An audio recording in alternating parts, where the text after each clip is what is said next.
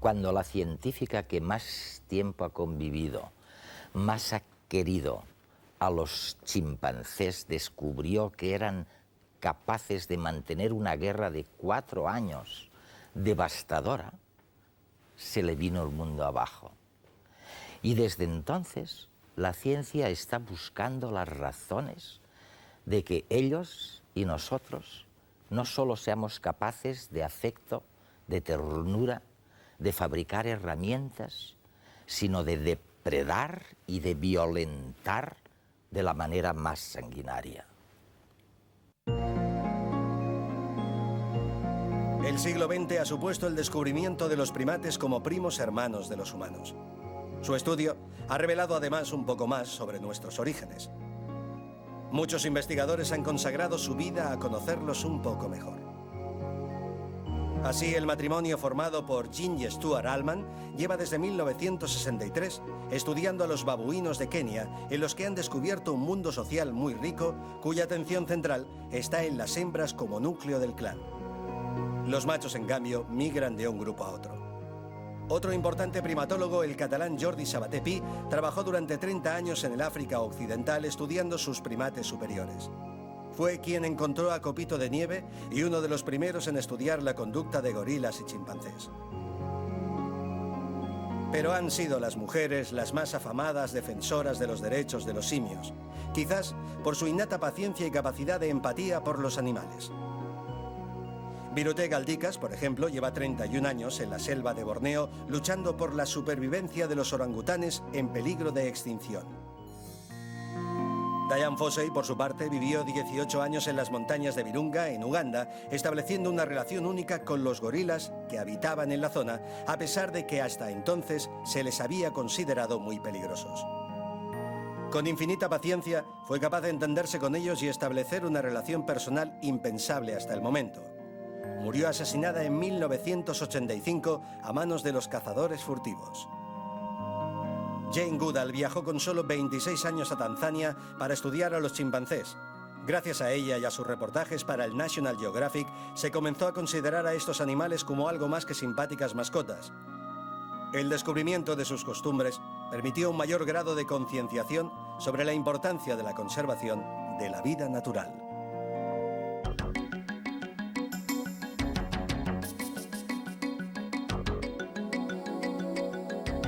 La etóloga británica Jane Goodall ha dedicado su vida al estudio de los chimpancés, especialmente al paralelismo entre su comportamiento y el de los humanos.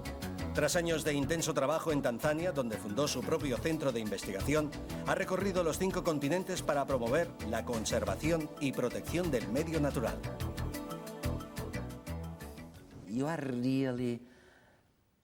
Tú eres realmente una científica, Jane.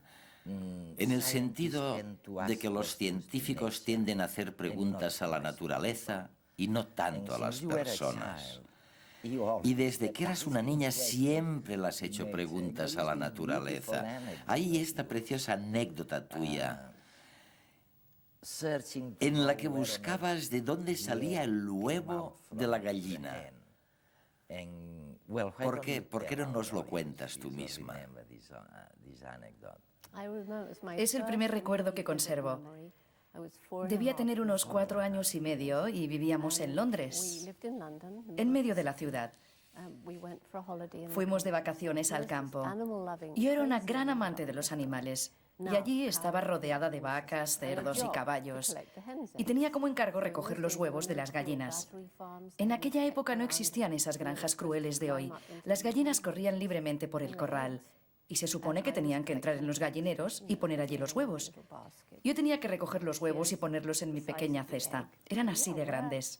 Pero ¿dónde estaba el agujero en la gallina de donde salía el huevo? No podía verlo. Y parece que se lo preguntaba a todo el mundo. Sin embargo, como sus respuestas no fueron satisfactorias para saciar mi curiosidad, me encaramé al gallinero para ver cómo lo hacía. Pero la gallina, cuando me vio, voló aterrorizada. De manera que, como no era un sitio seguro, lo que hice fue entrar en un gallinero vacío y tuve que esperar 4 horas hasta que entró una gallina y la vi poner el huevo. Para entonces mi pobre madre estaba preocupada buscándome y había llamado a la policía. No importaba, yo lo había visto. Y luego vamos a tu vida real, o digamos a tu vida adulta, cuando comenzaste a estudiar y a investigar a los chimpancés. Encontraste por primera vez a Louis Leakey. Bueno, él había descubierto un Australopithecus robustus. Era ya un genio, una figura en tu mundo. Y te ayudó a establecerte y poder investigar a los chimpancés en Gombe.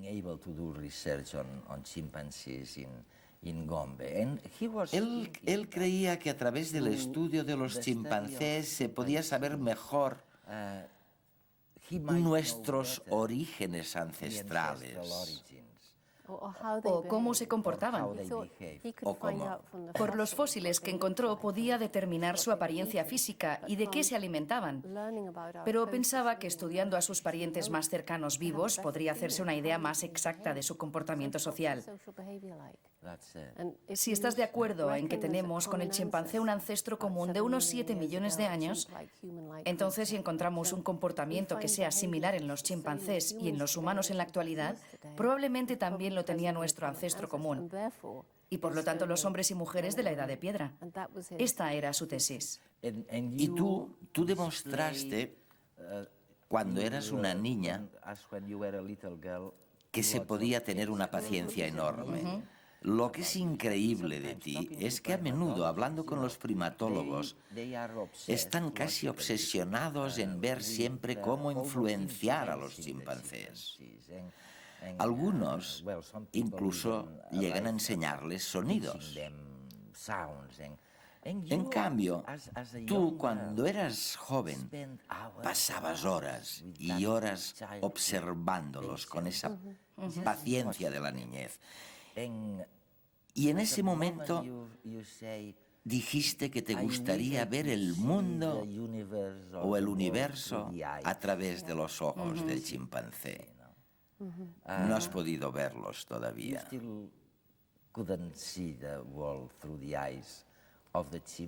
¿O sí has podido? Bueno, podemos imaginarlo. A veces es muy fácil, por ejemplo, ver a través de los ojos de un chimpancé que mira una montaña de fruta deliciosa. Yo me puedo hacer una idea bastante correcta de lo que siente el chimpancé al mirar esa montaña de fruta. Pero cuando se sientan por la tarde en lo alto de un árbol, mirando a su alrededor, no sabemos lo que piensan, aunque sabemos que piensan. Mi chimpancé amigo más viejo era Fifi, que en 1960 era una cría, y durante 45 años siempre sabía cuándo yo iba a ir a verla y venía a saludarme. Siempre se sentaba más o menos como estamos tú y yo, o quizá un poco más lejos. Y a menudo todo lo que hacíamos era mirarnos a los ojos. Y yo sabía que ella y yo éramos las únicas que compartíamos recuerdos del principio de los años 60, porque todos los demás estaban muertos. Se ha demostrado la gran capacidad de memoria que tienen los chimpancés, pero ahora ella ya no está. Desapareció en septiembre, mi mejor amiga ya no está allí.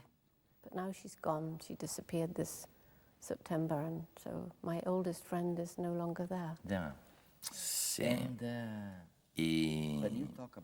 Y cuando hablas de ellos, ¿por qué no intentamos recordar a nuestra audiencia el lenguaje corporal y los parecidos entre ellos y nosotros, los humanos? La comunicación no verbal. La no verbal. Si yo te miro así y tú estás comiendo fruta, seguramente pondrás fruta en mi mano.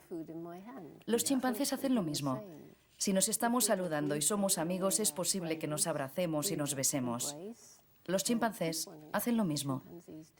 Si yo soy más dominante que tú, seguramente sería al revés. Tú te moverías así. Y quizá querrás demostrar tu actitud levantando un poco la mano en plan amenazador. Los chimpancés hacen lo mismo. Este lenguaje corporal no verbal es el mismo para los chimpancés y para nosotros. Los mismos gestos y las mismas posturas en un mismo contexto.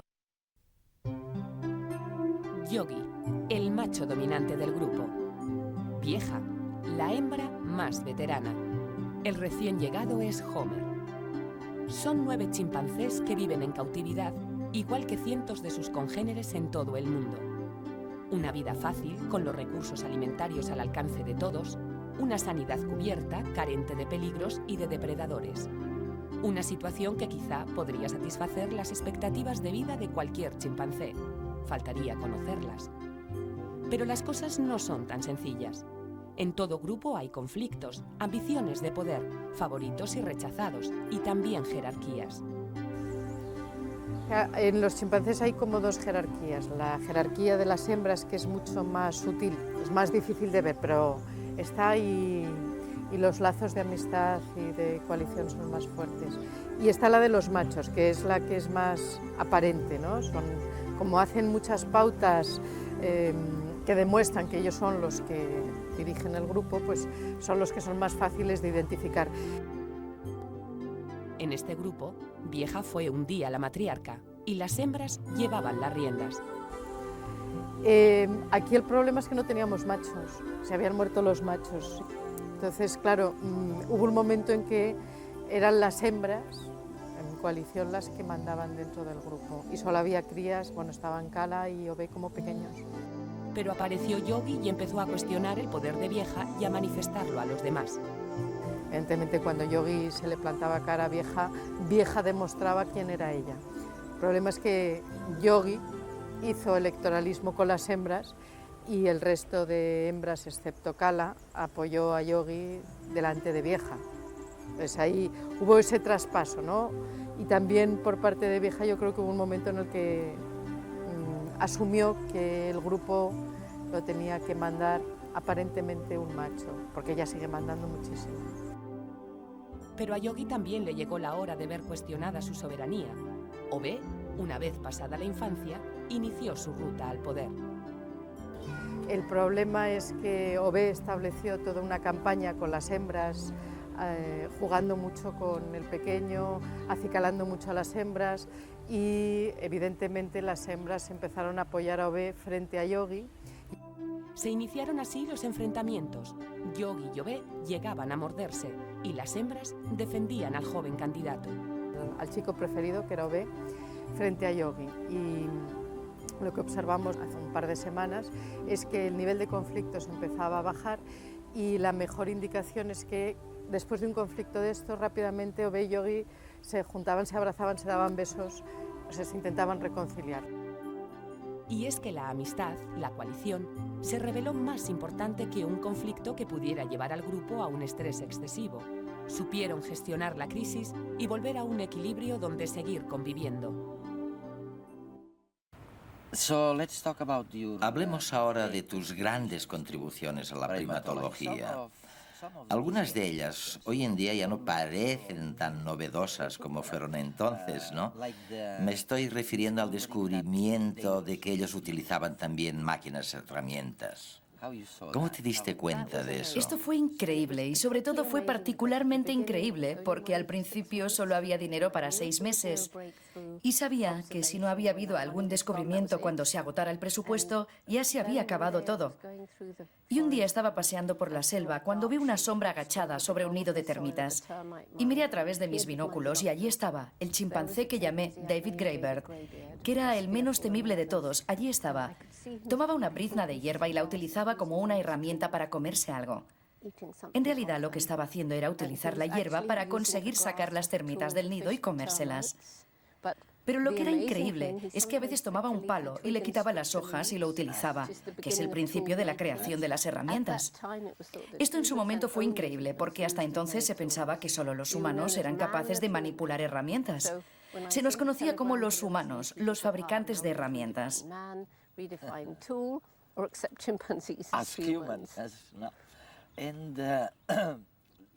Es increíble, porque durante muchísimos años la búsqueda del elemento diferenciador entre los humanos y los animales se había fijado en el uso de las herramientas, ¿no?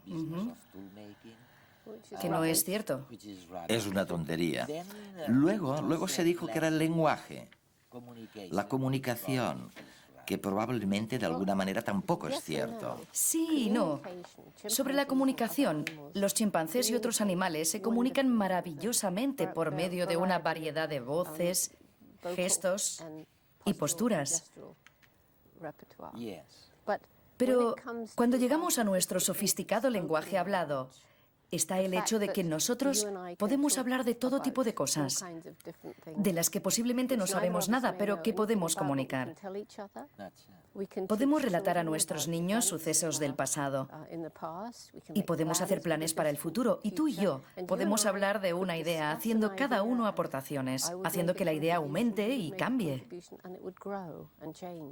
Y esta no es la manera en que funciona con los chimpancés. Por lo que sabemos, somos las únicas criaturas capaces de este tipo de comunicación sofisticada. Pero los chimpancés pueden aprender lenguaje de signos o incluso lenguaje de computación. Por lo tanto, sus cerebros son capaces, pero parece que no lo han hecho de esta manera.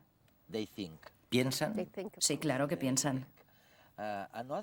Otro descubrimiento tuyo es que, en contra de lo que se pensaba, no son totalmente vegetarianos o completamente vegetarianos. ¿Cómo descubriste esto? Bueno, ahora sabemos que son omnívoros como nosotros. Y una vez más, la primera vez que lo vi fue con David Graeber. Estaba observándolo desde una montaña con mis binoculares y se subió a un árbol con algo que evidentemente era un pedazo de carne. Y una hembra le pidió que lo compartiera. Debajo del árbol había 2 cerdos intentando atacarle, de manera que estaba claro que lo que David se estaba comiendo era un cerdito. Estaba comiendo carne. Hay algunos primatólogos a los que he conocido y que investigan sobre el instinto maternal de los chimpancés en los zoos, ¿no? Me dicen que no es un instinto en el chimpancé, que cuando están en cautiverio tienen que aprender a cuidar a sus crías. ¿Es cierto? Sí, es cierto. No es tan instintivo. Aprenden de las madres o de otras hembras. Típicamente, si ha tenido una buena madre, la hija no solo observa cómo se comporta la madre con el bebé, sino que además se le deja que cuide el del próximo bebé y aprende a ser tan buena madre como lo fue su madre. Y si se tiene una madre no tan buena, que no es tan cuidadosa, más dura, menos cariñosa y menos juguetona, la cría crecerá siendo muy parecida. Fue a partir de observaciones hechas en chimpancés que surgió entre los psicólogos y psiquiatras infantiles esta noción de la gran importancia que tienen las primeras experiencias. Hoy esto se está convirtiendo en un auténtico problema. Si pensamos en todo aquello a lo que exponemos a nuestros hijos en el mundo occidental, al que llamamos civilizado, esos centros de asistencia de día tan malos, las madres que van a trabajar, las familias rotas, etc. Para mí no es ninguna sorpresa que tengamos tantos adolescentes con problemas. Porque tú ya lo observaste en los chimpancés. Sí. Jane Goodall fue la primera en darnos a conocer la vida oculta de los chimpancés. Por un lado, descubrió que no eran vegetarianos, como se pensaba hasta entonces, sino que cazaban otros simios. Por el otro, descubrió sus grandes habilidades manuales. Los chimpancés utilizan finos palos de madera para pescar termitas u hormigas. Esperan a que los insectos salgan de sus colonias a través de ellos y después se los comen. También usan piedras como martillos para abrir frutas y nueces y comer de su interior. Su sofisticación llega hasta el extremo de emplear ramas para limpiarse los unos a los otros y sacarse de encima a orugas y otros parásitos.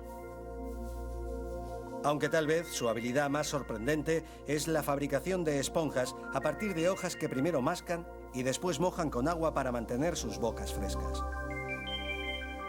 El descubrimiento de estas conductas resultó una gran sorpresa hace 40 años, ya que hasta entonces ningún científico respetable creía que los chimpancés pudiesen tener personalidad, raciocinio o emociones. Desde entonces, los biólogos han aprendido que los chimpancés tienen algo que antes se consideraba exclusivo de los humanos.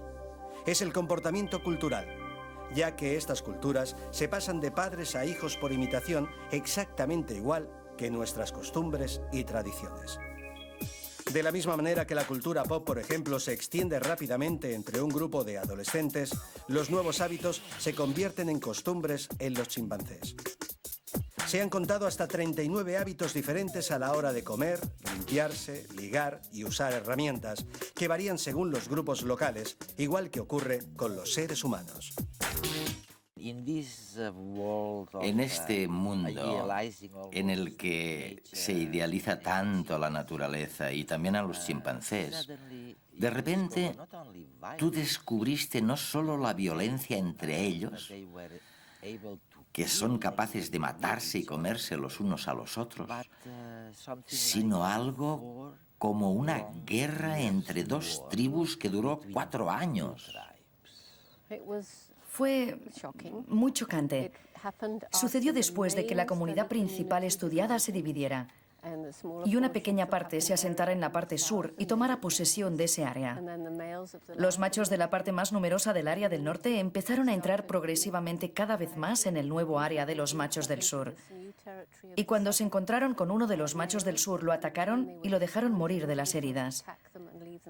Es decir, que después de 4 años, los 7 machos y las 3 hembras desaparecieron, y los machos victoriosos con sus hembras ocuparon el nuevo territorio. ¿Sabes? Hay algo que me consternó de tu recuerdo. En un momento determinado de la pelea, un chimpancé le toca al otro y el otro gesticula así, como los humanos, como si se hubiera contaminado. Sí, fue horroroso. Esta hembra había sido atacada repetidamente, pero todavía no estaba tan mal herida que se fuera a morir. Y lo que hizo fue alargar el brazo para sentirse segura. Y lo que hizo fue esto. Y es cuando el macho se limpió con las hojas. O sea que claramente establecen diferencias entre el grupo propio y el otro grupo.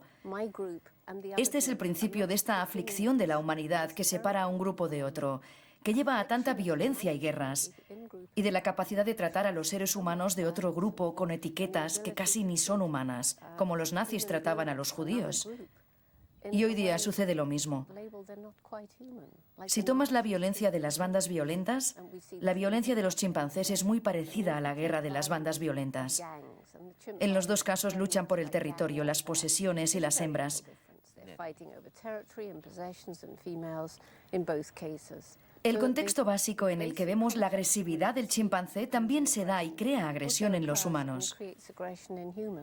Pero donde es diferente para nosotros es cuando el dinero entra en juego y cuando se empieza a crear una intriga política. Los chimpancés no tienen un lenguaje suficientemente sofisticado para esto y no pueden hacerlo. Y lo otro es que aunque un chimpancé y un humano infligen el mismo tipo de agresión en la víctima, creo que en los humanos es peor. Porque los humanos son capaces de comprender lo que están haciendo en su totalidad. Vamos a acabar refiriéndonos a tu gran maestro, Louis Leakey, al que tanto aprecias. Cuando le hablaste de que los chimpancés también utilizaban herramientas, él dijo literalmente, y tú siempre citas esta frase, ahora hay que redefinir a las herramientas, a los hombres o aceptar a los chimpancés como humanos. Bueno, ¿cuál es la lección última de esta experiencia tuya? Creo que la lección más importante que yo he podido extraer es que, a fin de cuentas, no existe una línea divisoria que nos separe del resto del reino animal. No somos los únicos seres del planeta que tienen personalidad, con pensamientos y, por encima de todo, con sentimientos. Y una vez que somos capaces de aceptar esto y pensamos de qué maneras usamos y abusamos en este planeta de tantos otros extraordinarios animales que piensan y sienten, surgen muchísimas cuestiones éticas que no me dejan dormir por la noche. Creo que es particularmente trágico observar que estos embajadores, los chimpancés, porque son como embajadores del reino animal que nos dicen: nosotros también tenemos sentimientos, también formamos parte de vuestro mundo, y es verdad que son parte nuestra, se están extinguiendo ahora mismo mientras nosotros hablamos. Es muy triste, había unos 2 millones hace 100 años en África y quedan ahora unos 150.000. Y es por esto que me apasiona tanto el intentar que surja una nueva generación de gente joven que esté más vigilante de lo que nosotros lo hemos sido. Este es el programa de nuestro instituto, que se extiende por 90 países de todo el mundo.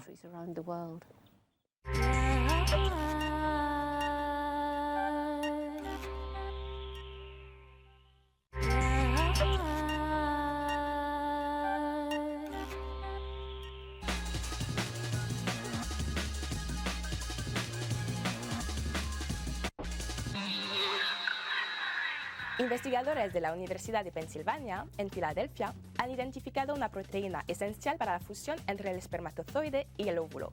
Este estudio abre una nueva vía para los tratamientos contra la esterilidad. La proteína descubierta en el esperma es esencial para la fusión con el óvulo durante la fertilización y ha sido bautizada como izumo.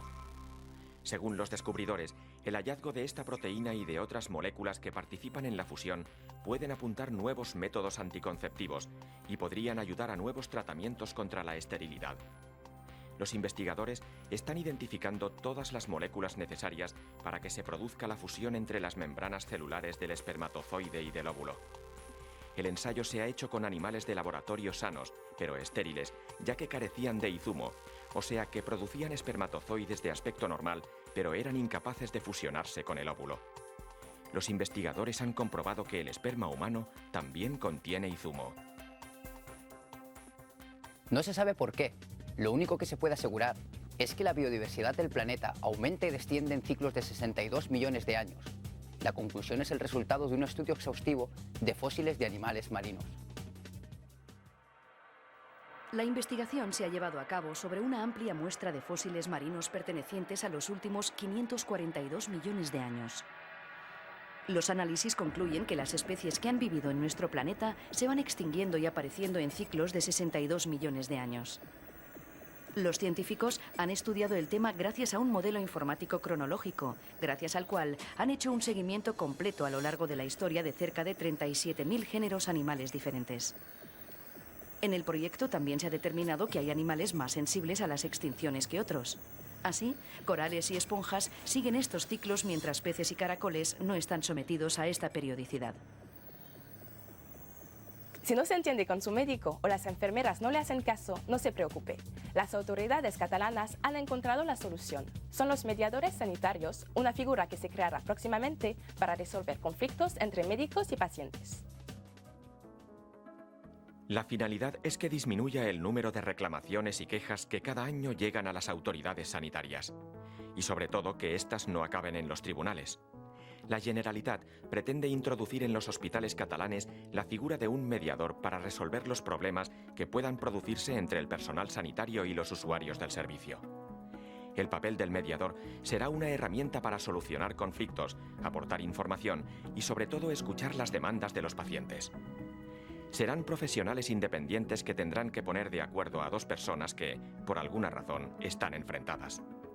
De momento se está haciendo una prueba piloto con estudiantes sanitarios en ciertos hospitales y se espera que la figura del mediador se introduzca de forma generalizada durante el año próximo. Después de realizar el más completo estudio hasta la fecha, los astrónomos han determinado gracias al telescopio espacial de rayos X Chandra que los agujeros negros acumulan masa hasta cierto punto y que después dejan de crecer. Los resultados corroboran trabajos recientes sobre cómo se desarrollan estos cuerpos y galaxias. Según el Chandra, los mayores agujeros negros, los de masa de hasta 100 millones de veces la de nuestro Sol, absorbieron mucho durante la fase temprana del universo. Pero casi todos ellos han ido ralentizando su actividad. En cambio, los agujeros negros de entre 10 y 100 millones de masas solares siempre siguieron un funcionamiento más controlado, dado que ingieren porciones más pequeñas de gas y polvo. Y aún continúan creciendo poco a poco. Lo cierto es que se ha determinado que existe una estrecha relación entre el crecimiento de los agujeros negros y el nacimiento de estrellas. Al parecer, el mismo mecanismo que gobierna la formación de estrellas regula el crecimiento del agujero negro del núcleo galáctico.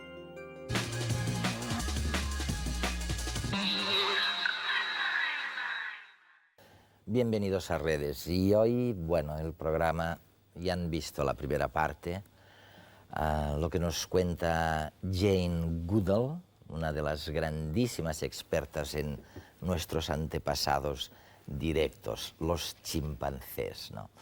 Yo tengo una foto que si encuentro antes de que termine el programa le pediré al realizador que la ponga en pantalla, ¿no? Aunque sea un segundo. Y Jane Goodall, en Inglaterra, me contaba, o más bien rememoraba, cómo ella había descubierto que los chimpancés podían fabricar herramientas. Y esta, en aquellos años, fue una grandísima novedad. Pero, Jordi, tú estabas en lo mismo, yo pensaba. Cuando Jane me decía esto, yo decía, oye, el Jordi Sabaté Pi también estaba en el mismo... En esta misma época, además. En esta misma época, ¿no? En esta misma época. Y esto fue el aldabonazo, ¿no? Yo creo que esto ha sido uno de los descubrimientos importantísimos para comprender una de las facetas de la problemática de la evolución. Que la cultura no es exclusiva de los humanos. Hay cosas que son comunes. Esta fue una, gordísima. Y hay cosas que son distintas, ¿no? Ha habido la tendencia a creer que porque nuestra constitución genética, digamos, solo se diferencia en un 2% del chimpancé, somos tremendamente similares en casi todo. Y sin embargo, hay diferencias, digo yo, ¿no? Sí. ¿Por dónde van y en qué medida son?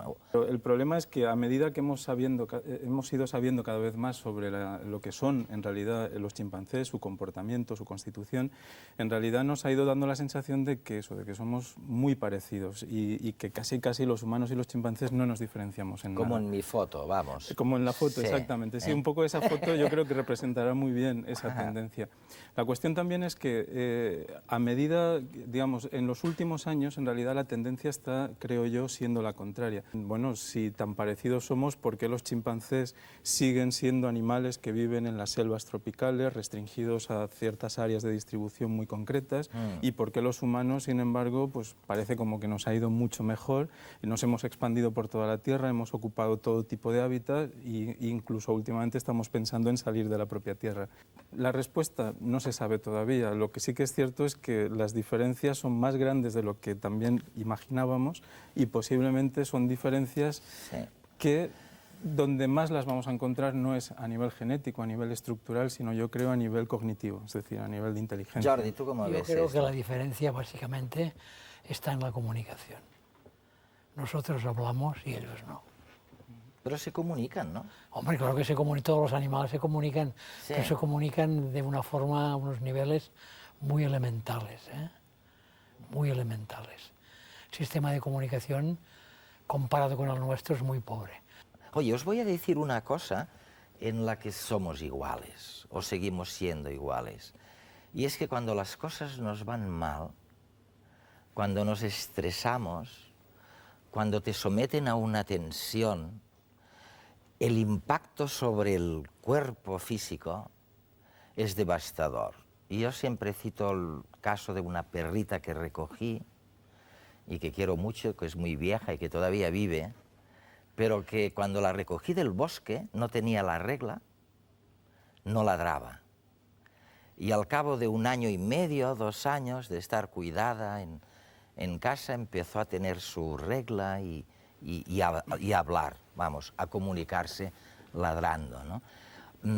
Quiero que veáis el reportaje de qué hacemos ahora con los chimpancés que han estado sometidos a tensiones como las de mi perra.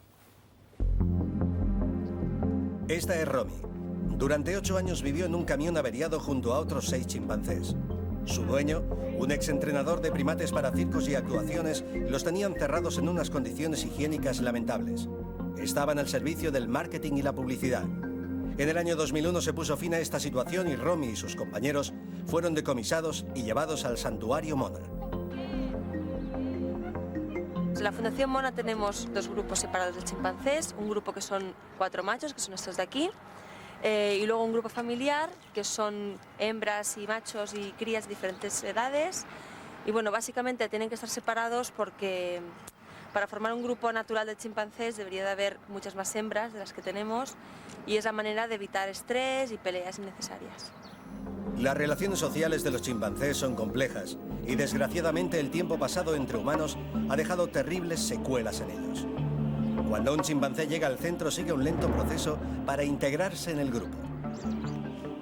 Aquí tenemos lo que nosotros llamamos jaulas de asociación. En estas jaulas lo que conseguimos es, primero, que un chimpancé que acaba de llegar normalmente de un espacio reducido, pues se sienta protegido por todo su alrededor, y lo que también conseguimos es que pongamos al lado el grupo social en el que nosotros le queremos introducir y empiece a tener algún contacto con él.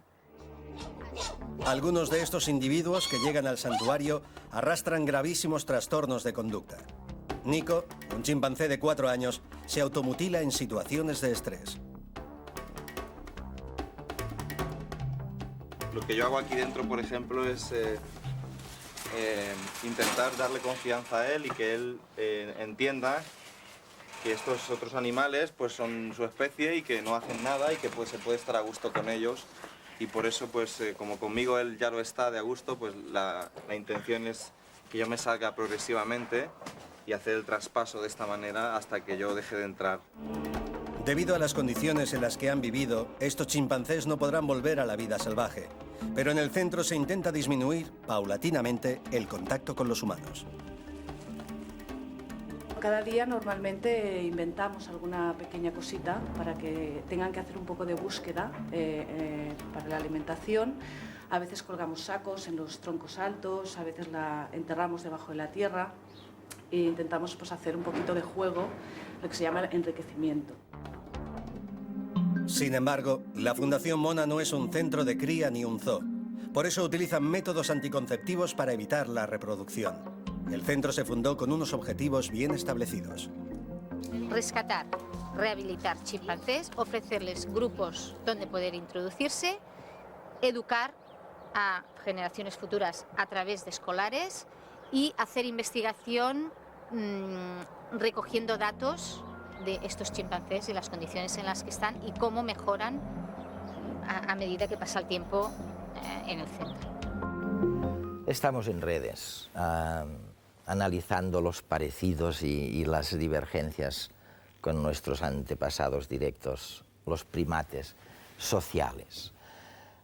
Jane Goodall, que oyeron en la primera parte del programa, se quedó devastada cuando en un momento dado descubre que los chimpancés, que ella quería muchísimo y con los que convivía a una cierta distancia y durante años en África, de pronto descubre que se enzarzan en guerras sangrientas y hasta en canibalismo. Y dice, ¿cómo es posible que estos seres tan parecidos a mí, ¿no?, sean capaces de tamaña violencia? Y este, Jordi, es algo que influyó incluso socialmente en el trato con estos prehomínidos, ¿no? Diciendo, ostras, ¿de dónde les viene? ¿Cómo son tan violentos? ¿De dónde les viene eso? Esto es propio de casi todos los animales, ¿eh? Y el hombre, como ser biológico, no escapa de esto. De la violencia, de la guerra, del antropocentrismo, de pensarse de la unicidad del grupo. Un grupo especial, los demás no son como nosotros y pueden ser comidos. Está en nuestro sistema inmunológico casi eso, ¿no? Este rechazo visceral a todo lo que viene de fuera. Pero, oye, Jane Goodall hablaba de haber presenciado guerras de 4 años, vamos, parecía aquello una historia humana, ¿no? Yo creo que esa sorpresa de la que tú hablabas antes, ¿no? Jane Goodall en un momento determinado, que concretamente hablamos del año 1974, que es cuando hace esa primera descripción de la guerra entre los chimpancés, sí. Ella se sorprende, se horroriza casi de eso que acababa de descubrir. En el fondo sí que es verdad lo que estaba planteando Jordi. En el fondo yo creo que esta sorpresa obedece a un prejuicio con el que seguramente Jane estaba haciendo sus investigaciones. Ella posiblemente partía de una idea de casi el buen salvaje traducido a los chimpancés, ¿no? Y en realidad yo creo que, una vez más, el gran mérito de Jane Goodall precisamente no ha sido el descubrir una u otra, o sea, hacer un descubrimiento puntual, sino su gran descubrimiento ha sido precisamente esa acumulación de descubrimientos de cómo son de verdad los chimpancés, cómo se comportan en estado salvaje y en efecto la guerra entre los chimpancés en realidad no es un efecto antropogénico, no lo hemos generado nosotros por nuestra presencia allí, es una parte integral del comportamiento de los chimpancés, que por cierto pues bueno, tiene su razón de ser y precisamente eso es lo que se ha estudiado. Hoy en día se conoce la explicación de por qué es así. Jordi, en este tema, si tú llevas tantos años con el análisis de la vida de estos primates sociales antepasados directos nuestros, lo hacíais, me dicen, y me decís los grandes paleontólogos, me dicen que el objetivo de eso era aprender algo del origen de los humanos. Claro. ¿Y hemos aprendido algo? Hombre, relativizar y en cierta manera pensar que son unos parientes nuestros muy cercanos en todo. Pero es que tengamos en cuenta que la conducta de los animales prácticamente casi no sabemos nada. No, es una cosa nueva, es una ciencia nueva. A lo mejor no es tanto el lenguaje lo que nos diferencia de los animales, sino otra historia. Y yo tengo mi pequeña ideilla y yo creo que la comunicación compleja, como es la nuestra, es un hito, es una característica muy humana y que nos separa de una forma prácticamente radical. Hay un elemento asociado precisamente a la comunicación, entre otras cosas, que es una cosa que se llama la teoría de la mente.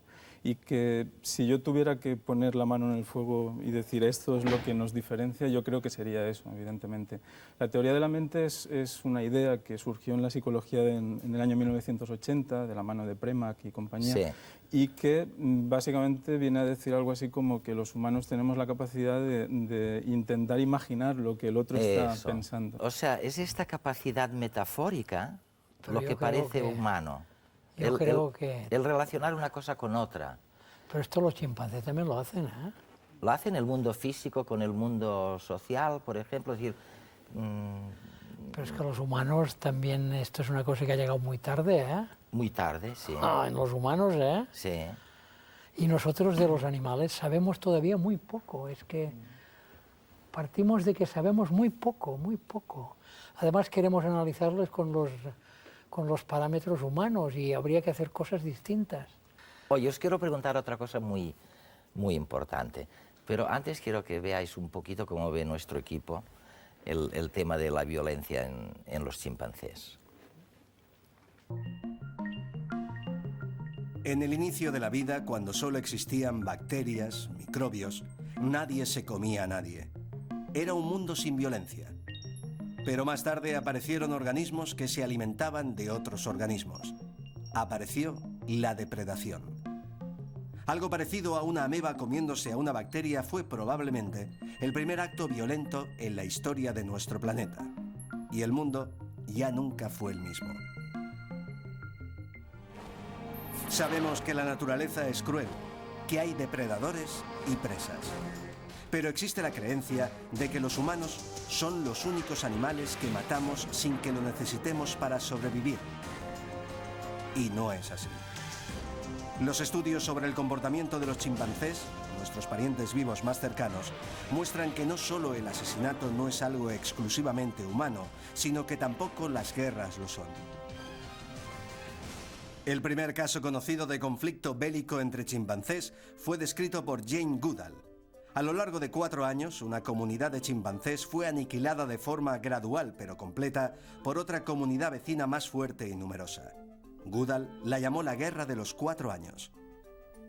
La hipótesis más aceptada sobre la causa de este tipo de violencia organizada es la conquista del territorio vecino. Las comunidades de chimpancés son muy territoriales.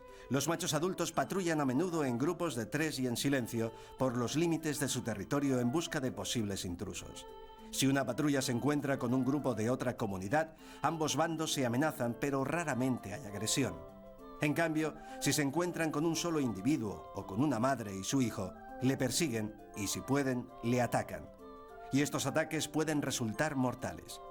El infanticidio, asociado casi siempre con canibalismo, es otra práctica de violencia bien documentada.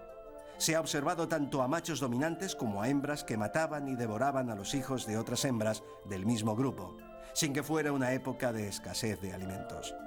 Se han apuntado varias causas posibles, entre ellas la competición por alcanzar o mantenerse en los niveles más altos de la jerarquía comunitaria que lleva a eliminar los infantes de las camarillas rivales. La eliminación de los productos del incesto o el intento de corregir el comportamiento promiscuo de las hembras y coaccionarlas para que tan solo se apareen con los machos de rango más alto. El descubrimiento de estos comportamientos violentos en los chimpancés da que pensar, ya que nos obliga a reconocer que son más similares a nosotros de lo que habíamos creído. Bueno, hay otras cosas, decíamos, en las que somos muy parecidos a los chimpancés, no solo la violencia. Y yo te he oído decir, Jordi, alguna vez que también son muy plásticos, que se adaptan como nosotros a todo lo imaginable, ¿no? Se adaptan a todos los sistemas africanos, sabana, selva, galerías forestales, son los únicos animales que se adaptan a todo. Los gorilas no lo hacen. No, los gorilas no tienen plasticidad ninguna. Ni los son orangutanes. animales de selva, los orangutanes igual. Ah, sí. O sea que en eso, Fede, ya lo oyes. O sea, no sé cómo vas a salir de esta reflexión, pero las semejanzas son tantas, ¿no? Claro, pero incluso en esto, por ejemplo, los chimpancés, es verdad, son animales tremendamente plásticos y en ese sentido yo creo precisamente que una de las grandes cosas que hemos descubierto en los últimos años ha sido precisamente a los chimpancés como animales culturales. Gran parte de su plasticidad tiene que ver precisamente, o está enlazado con el concepto de cultura también. Y en ese sentido lo que los chimpancés nos han demostrado es que son animales que individualmente son muy innovadores, son muy complejos en su cognición, son capaces de representarse el mundo de formas muy complejas y actuar en consecuencia, establecen relaciones sociales muy complejas también y gracias a eso son capaces de sobrevivir en ambientes muy distintos, que es justo lo que nos pasa a nosotros también, los seres humanos. En ese sentido somos muy parecidos, pero también, siguiendo con esa dualidad parecido-diferente, también en eso es donde yo creo que radica la principal diferencia entre los humanos y ya no digo los chimpancés, sino el resto de seres vivos. En ese sentido, y enlazando un poco con el concepto de teoría de la mente, yo creo que precisamente nosotros los humanos somos pues otros animales culturales más, como se ha demostrado para los chimpancés, para los orangutanes y seguramente se demostrará para otros. Pero lo que pasa es que nuestra cultura es tremendamente compleja. Es decir, somos culturales como los chimpancés, pero nuestra cultura avanza muchísimo más rápidamente. Y eso es lo que hace que en muy pocas generaciones hayamos podido acumular tal cantidad de innovaciones. Esto explicaría Jordi, no lo sé, pero esto empezó en un momento determinado, ¿eh? Hemos pasado 2 millones de años prácticamente sin ningún tipo de evolución, ¿eh? Pero por eso yo hablo de nuestra especie, es decir, Homo sapiens, la especie a la que nosotros pertenecemos y que yo creo que es muy diferente al resto de especies que ha habido hasta el momento. Esto es una cosa también discutible, ¿eh? Claro, porque ahora hoy en día se está pensando que el Homo de Neandertal era un Homo sapiens también, ¿eh? Los nuevos paleoantropólogos están ya en cierta manera acercando el Neandertal al sapiens sapiens, ¿eh? Fede insiste en que...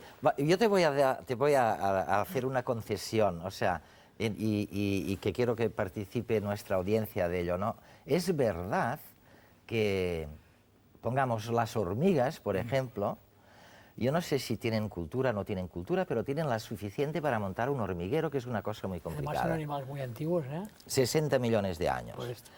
Ahora, lo curioso es que las hormigas, como las termitas, que todavía son culturalmente tal vez más avanzadas, porque crean sistemas de ventilación en sus refugios y en todo, siguen donde estaban hace 60 millones de años.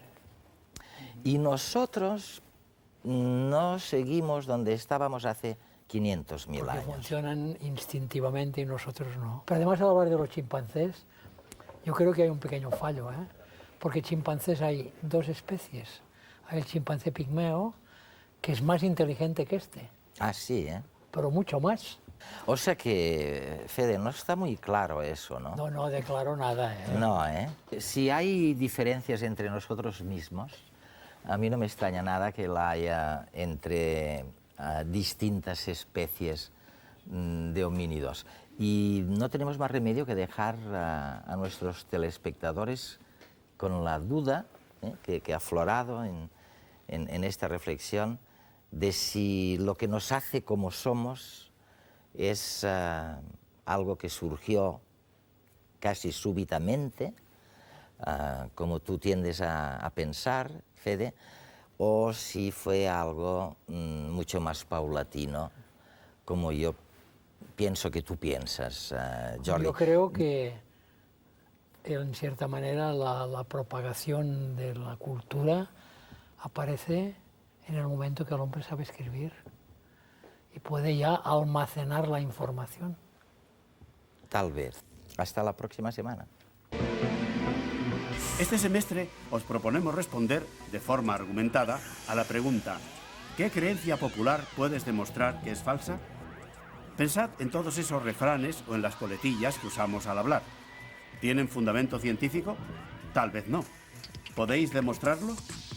Consultad las bases del concurso en nuestra web y mandad vuestras respuestas al correo electrónico del programa. Al ganador se le obsequiará con un ordenador Toshiba.